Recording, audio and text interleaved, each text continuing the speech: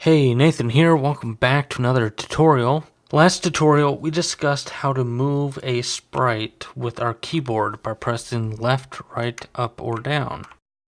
In this tutorial, we are going to restrict our character's movement to the sides of our game window. If you take a look at the screen here, you will see as I move left and right, I'm able to go past the game window. Now if I move up or down, the same thing happens. So we want to restrict this to where it would stop the object here instead of allowing me to go past it. So I already opened up the code in Visual Studio, and this is what we did last time, where if we press the up, down, left, or right arrow, it will adjust the transform position by using either vector 3 up, down, left, or right.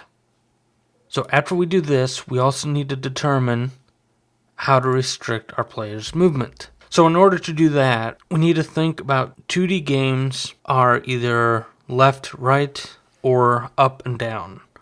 However, the game is still rendering your graphics a certain distance away from the camera. So it is using a distance from the camera to display graphics, even in a 2D game. So we need to get that distance from the camera in order to get our game dimensions. And I am going to do this in the start method, which we haven't made. Void start.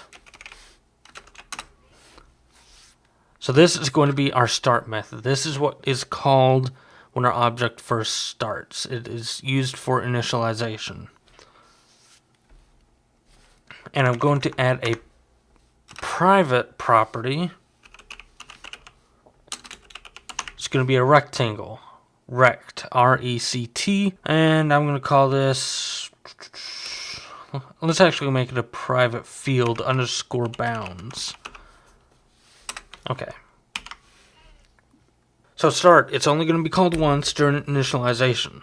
So we need to get the distance from our object to the camera. Var distance, let me move my mouse there, is equal to transform dot position dot z. Our z position, even though it's a 2D game, we still have a z position. Remember, our camera is displaying our 2D game at a certain distance, and we still have z position on our object. So this is the object. Now we need to subtract the camera dot main, the main camera, transform dot position dot z. So this just gets our distance from the camera to the object. Now it's pretty simple. Var, we need to get the left bottom point of our game window. So left bottom is equal to the camera dot main dot viewport to world point. So we're going to call this method viewport to world point. So that transforms position from the viewport space into world space. So we're going from our viewport to our world space, and that's what we want, our game world space. What viewport position do we want? We want the left bottom. We want the bottom left. In Unity, the bottom left is a vector 3, 0, 0. Now here is where the distance comes into play. We need to use our distance for the z in this call to get the appropriate left bottom world point. Same thing for the top right, var. Actually, I'm going to call it right top to be consistent. It's equal to camera dot main dot viewport to world point new vector 3. Now this, the top right, is 1, 1. And we are going to use our distance value that we calculated. So now we got our world coordinates of the left bottom and the right top. So now we need to adjust our bounds. We want to bind the object to our game window. So bounds is equal to new rectangle, RECT. So we're going to use the bottom one, if you can see that there. Float x, comma, float y, comma, float width, comma, float height. So x and y. That's pretty easy. That is going to be left bottom x and left bottom y.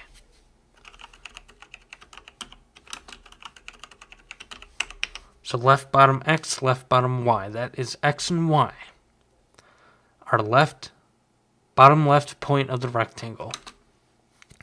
Now the width, remember we have right top. We have the actual world point of our right topmost position.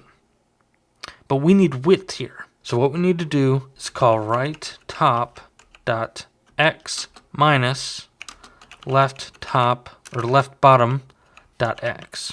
Same thing with height. We have the right top position, but we need to get height, not the actual y value. So right top dot y minus left bottom dot y. So that is our bounds for this object.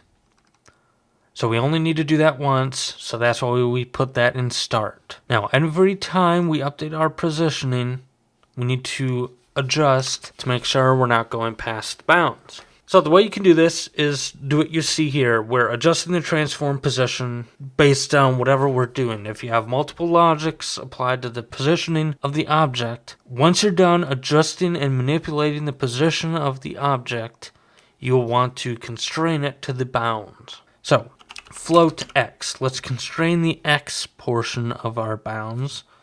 So float x is equal to mathf dot clamp. So we're going to clamp our positioning to make sure it's within a certain range. So it wants 3 different parameters here. So transform.position.x. So we want to clamp our x position here. So the minimum that x position can be underscore bounds.min or xmin. And the maximum our x value can be underscore bounds.xmax. So that's going to make sure that transform.position.x cannot be any lower than the xmin of the bounds or any higher than the xmax of the bounds. If it's somewhere in between, it'll just use the transform position x value. So let's do the same with y. Float y is equal to mathf.clamp transform.position.y, comma, underscore bounds.ymin, comma, underscore bounds.ymax. So now we're doing the exact same thing. We're making sure that the y's transform position cannot be lower than the y minimum or any higher than the y maximum. Once we have our adjustment, we need to reset our transform dot position is equal to new vector 3 x comma y comma transform dot position dot z. Okay, so that is our code now. So let's run our game and let's see what happens. Okay, it stopped moving, but half my object went out of the screen. Alright, let's check the right side. Same thing. It stopped moving, but directly at the middle of our object. What about the top? Top is a little bit more difficult to see, but you can see it a little bit more if I zoom in here. Alright, you see the little circle and bottom part of the wings. Now if I go down to the bottom, you should see a little bit of the object as well. So, we need to make some refinements to make sure that 100% of our object is within the bounds. So how do we do that? Let's go back to the code and let's set up padding. We want to pad our bounds by our object size. Now, how do we get our object size? Var size. To get our object size, you need to use the get component method, and you need to provide a type. Renderer. So get component, left angle bracket, renderer, right angle bracket, opening closing parentheses. So that will get the component of our object. If we look at Unity here, and we click our player paper object, these are our components. This is our sprite renderer. And our sprite renderer is of type renderer. So if we go back to Visual Studio, this is where we're getting that renderer from. So we're getting that component. Whatever renders our sprite, we're getting that component. Because this is rendering our sprite, so it knows our bounds of our sprite. So that is how you can get the bounds of the sprite itself. So the size of the sprite. So var x padding is equal to size.x. Var y padding is equal to size.y. But wait, the x looked like it was only half of the object. So let's divide the x padding by 2.0f. The y, it looked like it was about the full height of the object. So let's leave that as it is right now.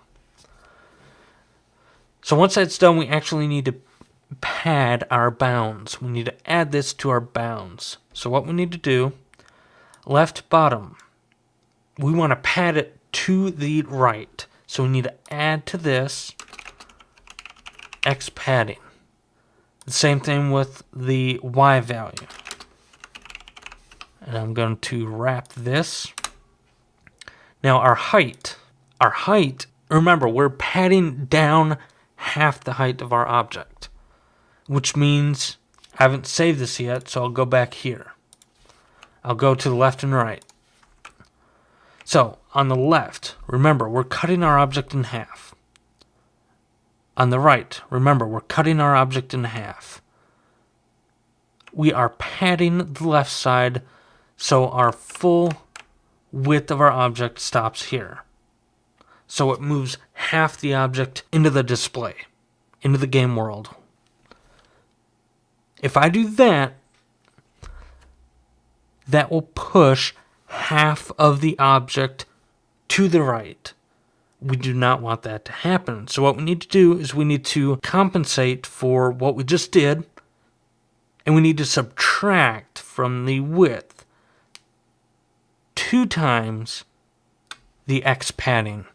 So right here, our object is stopped. We're going to pad the left side half the width of the game object, which would mean that if I don't do anything else, the full object will be outside of the game window because we pushed the left side to the right half the width of our game object. Now we need to subtract the full width of the game object, which at this point is 2 times the x padding. So that is the width. So the width, we get the width, we need to subtract 2 times the x padding. So right top.x minus left bottom.x minus x padding times 2. So we're subtracting 2 times the x padding. We need to do the same thing with the height. Minus y padding times 2.